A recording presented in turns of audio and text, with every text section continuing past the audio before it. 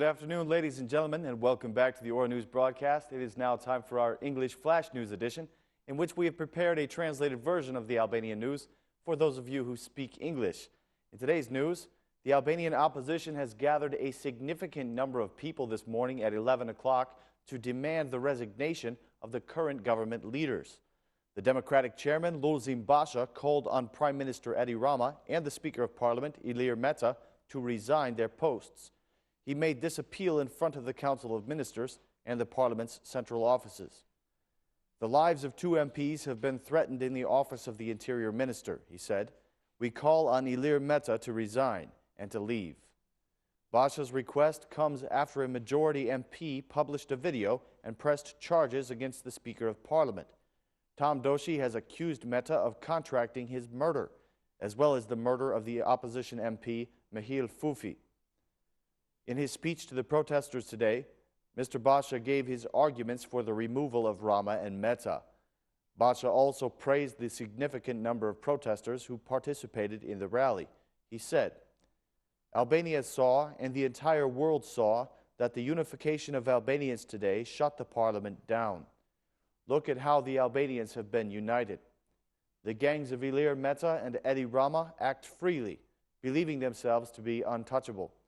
Rama and Meta will confront the opposition along with the citizens until the country is freed from crime and until justice is done. With the unification of Albanians taking place in this boulevard like never before, and on behalf of thousands of others who are not here today but who share the same concerns and dreams for a European Albania, we tell them that we will be here until justice is done, Basha said.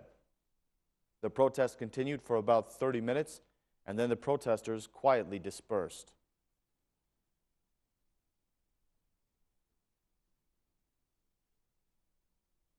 The state police took great care this morning to ensure safety and security during the opposition protest.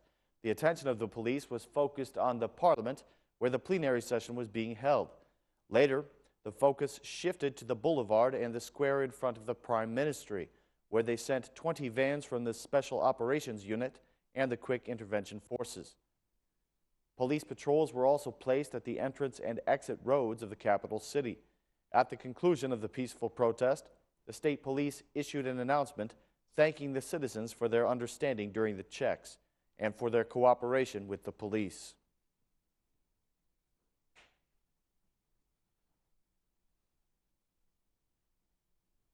Today's plenary session was recorded as the shortest in Albanian history. It lasted all of 16 minutes. After the request of the opposition to get the meeting started on time, the Assembly Speaker Ilir Meta was punctual and began the session at 10 o'clock. In the same manner that they did a week ago, the opposition MPs gathered around the podium, demanding Ilir Meta's resignation. Clearly, the majority was prepared for this, and they responded to this maneuver with one of their own. The Assembly Speaker carried on with the points of the agenda, but in an extremely fast manner. The voting on the bills in this speedy way, of course, caused some tension and confusion. While the majority MPs were very quickly voting on the bills, the former Assembly Speaker, Josefin Topalli, joined the Democratic MPs in the Parliament. The Assembly Speaker addressed her for arriving so late. He said, "The lady has woken up late today. She wants to come into power by force, but she wakes up at 11 o'clock? How can this be explained?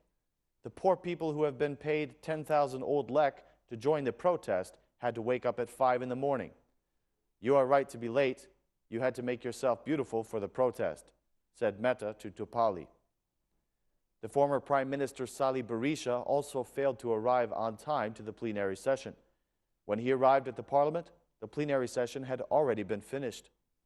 At the end of the session, the Assembly Speaker congratulated the Democratic Party for their protest and told them to salute Sali Berisha. In an ironic manner, he made the following farewell statement. "I salute you. I wish you success in the protest.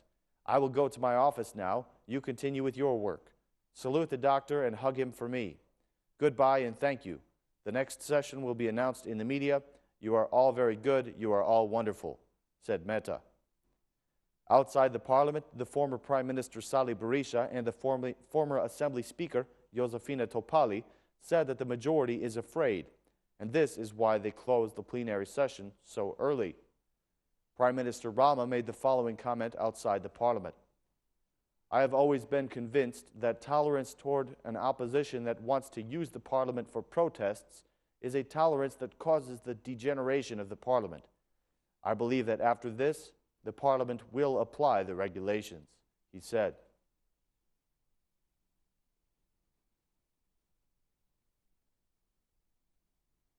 At the same time that the protest was going on today, the supporters of the Socialist Movement for Integration were taking a stance of their own. The supporters stood out in front of the SMI headquarters for 4 hours to show support for their chairman, Ilir Mehta. The citizens expressed that they were there to offer support to their chairman in a time that the opposition is unfairly accusing him. During this time, the SMI MPs stayed inside the headquarters, watching the developments. At the end of the protest, the General Secretary of the SMI, Luan Rama, expressed his thanks to all the supporters. He gave his assurance that the SMI will move forward without fear and that it will show its power in the upcoming elections. After his speech, the supporters dispersed quietly.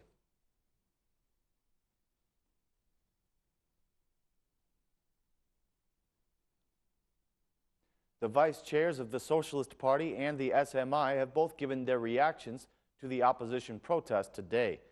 Balla had this to say about the Democratic chairman, Lulzim Basha. Lulzim Basha has 3 issues with justice for which he must give an account. The first is the national betrayal when he sold part of the sea to another country, back when he was the foreign minister.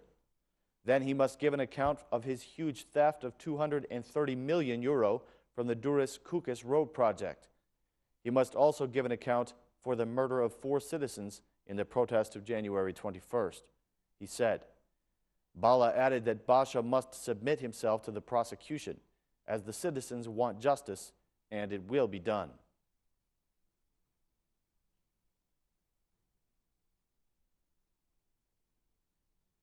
Tom Doshi has submitted a request to the prosecution that the investigation of his case be expanded internationally. While the plenary session was being held in the Assembly and the protesters were gathering outside the Assembly, the MP Tom Doshi was visiting the prosecution of serious crimes for the 3rd time. This time, he went to submit a request that he had previously announced. He is asking the prosecution to do an international investigation of the case. Doshi appeared at the prosecution around 10 o'clock and stayed there for more than an hour. He gave the arguments for his request to the prosecutor, and he asked that the investigation be expanded to the international level. Later, on his Facebook account, Doshi said that he is determined to see this issue through to the end. He reiterated that everything he has claimed is true and that he has made nothing up. Other hearings today include the head of the Parliament group for the SMI, Petrit Vassili, the head of the Democratic group, Edi Poloka, and the head of the Security Commission, Spartak Braho. Braho has declared that he has a video that disproves the claim of Tom Doshi and any plot against him. The prosecutors have ordered Fatjon Skenderai, who is known as Tony, to stay in Albania until the investigations are completed. A confrontation session is expected between him and the alleged killer Durim Bami and the MP Tom Doshi. The prosecutors have asked for their telephone records in order to verify some of the statements that they have made so far.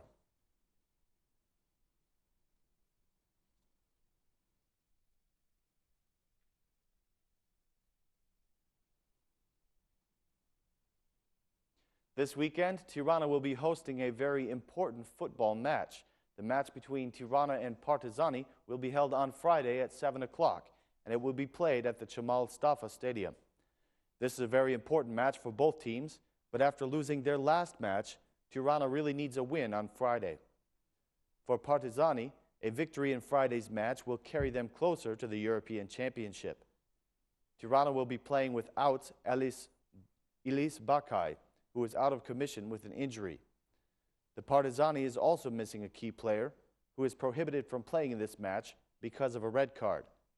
The fans of both teams are looking forward to the match and rooting for the team that they support.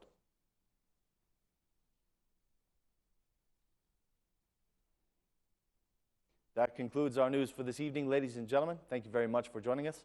We will be back again at the same time tomorrow with more Albanian news in English. Thanks, and have a great night.